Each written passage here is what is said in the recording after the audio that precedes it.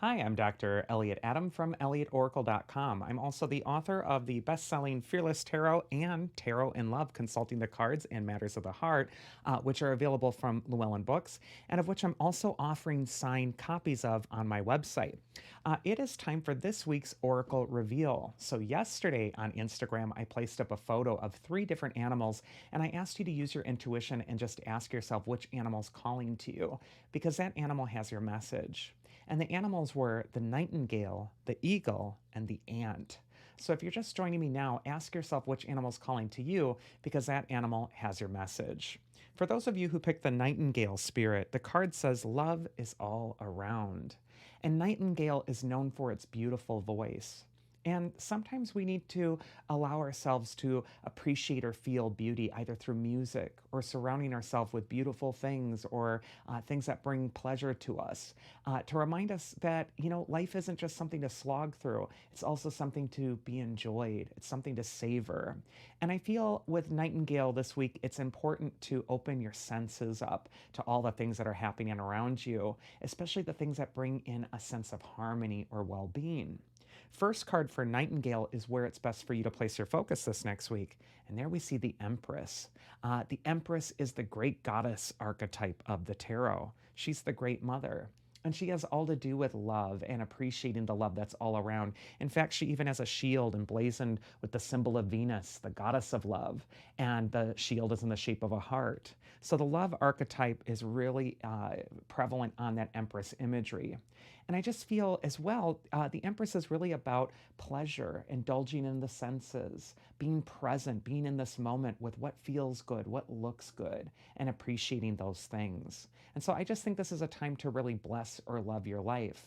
Empress also will remind us of things that are still growing, still things that are works in progress, but she's telling you you don't have to wait until that thing is done to start enjoying yourself right now. You can just take comfort in where you're at in that process and really just be satisfied that you're engaging in something that really gives your life depth, meaning, beauty, and love.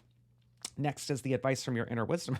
And we get the sun, the best card of the deck. So, Nightingale, this is your week to indulge in the senses, but also to just enjoy life. The sun is a card of vitality, and it reminds us that we can always begin again.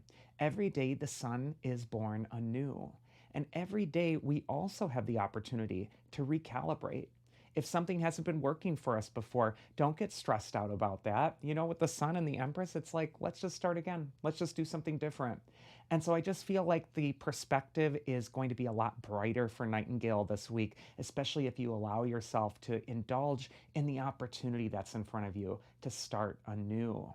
And the mythic archetype that's going to help you is actually Perseus. And he is the hero, and the card says courage on it.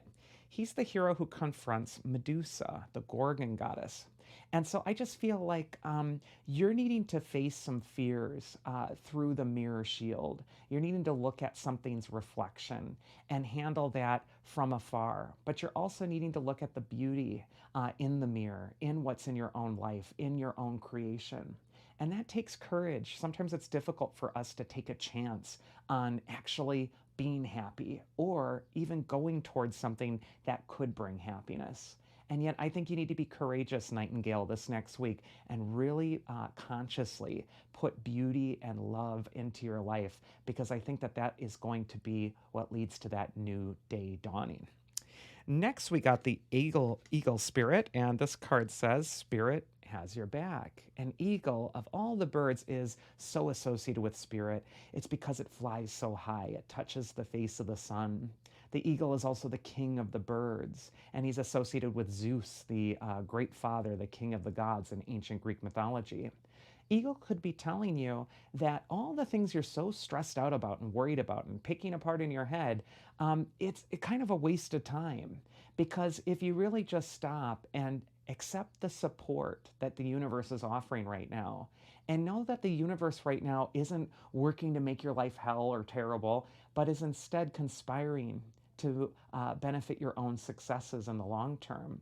If you have that perspective, it's like, okay, I'm going through this, but like the eagle, I can just soar over these wind currents and I can fly above it all, knowing that I'm going toward my own destiny. I'm going toward what is meant to be for me. First card for Eagle is where it's best for you to place your focus. And there we see the Three of Wands again. This card loves to come up on the Oracle reveal. And I think it comes up so often because for me, it encapsulates that sense that the future is unmade. You know, there's not this big book in heaven of which everything that's ever going to happen is already written, and we're just following a script and we're just waiting for certain events to happen in our life, and we don't have any responsibility over it. The Three of Wands says that that is a lie. You are an active participant in creating your future. You are not just a victim who's going through the motions. And this card really asks you to be present and aware and to identify the future as wide open and waiting. There's still so much that can happen infinitely for your immortal spirit that it's so stupid to get limited, scared, or stuck with the passing problem of the day. And so the Three of Wands is telling you to brighten up, to look at the big picture, but also to know that that big wide expanse in front of you is your future waiting for your lead. Next, we have the advice from your inner wisdom, and we got the Five of Swords reversed. And sometimes this card can indicate that you've been feeling messy, scattered. It's a sense of being overwhelmed. The Five of Swords reverse can also indicate that maybe that yawning expanse of the future in front of you isn't as inspiring. Maybe it's filling you with this dread of like, oh my God, where do I even start? What do I need to do?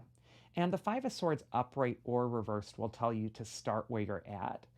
It's like walking into a messy house and not cleaning everything all at once, but starting in one corner of one room and just kind of working out from there. And I think that the future is going to come more into view. And then the mythic archetype that's going to help the eagle is Iris, the goddess of the rainbow. And she reminds us that the rainbow always appears after the storm. So no matter what storms you're going through, it's kind of interesting. A storm is starting on the Five of Swords reversed. I just feel like there's this reassurance that whatever's messy or stressing you out right now, it's actually going to be okay. It's better than you think. And it might be a time when you're just needing to surrender some of that control and really just allow the wings of the eagle to take you to where you need to go. And then finally, we have the ant spirit, and this card says time to collaborate. And ants are insects that cooperate with one another for the benefit of the queen, for the benefit of their colony. Ant can also indicate that it's time to get busy, to get to work, and also not to underestimate how much you can do. Ants can carry many times their body weight across the fields. And so this could be a time when you need to not limit yourself and say, well, I can't do that. There's no time. I don't have any blah, blah, blah. You need to just say, you know what, I can't do that. And let's just be honest here. If my ancestors could go through all the stuff that they did, I totally can also meet that. So I just think this is not a card of making excuses, but really getting to work and allowing yourself to persevere. First card is where it's best for you to place your focus, and we see the star card. It's the card of hope in the tarot. The star is also a card of wisdom. And star is telling you that it's time to replenish the universal pool of your life. You might have taken from the universal pool to benefit your own life, as the woman has here to pour on the dry earth next to her, but she's also giving some of that back to source.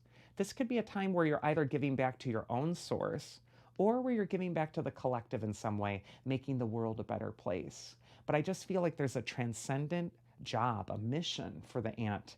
And it's important that you're saying, oh, I can't do it, it's just too big. But instead that you're really saying, you know what, I got a destiny here to fulfill, and so I'm going to get busy on it. Advice from your inner wisdom is Four of Cups, which is accept the good thing being offered to you. We see the hand coming out of the cloud offering the figure the gift, but he can't see it. He's too stuck in his head. I feel like for ant, it's time to not look at things so closely like the ant, but to get an expansive view, much like the star, so you can see the blessing that's being offered to you in the work that you're required to do at this time.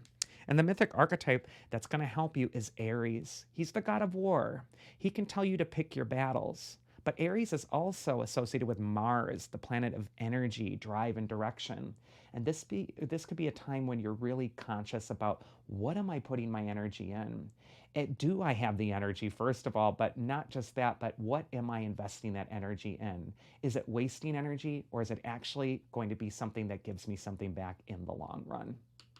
And that is this week's Oracle. I do hope you enjoyed it. If you did, check me out at elliotoracle.com and schedule a reading with me or get a book there. Otherwise, I'll see you all again next week, so do take care.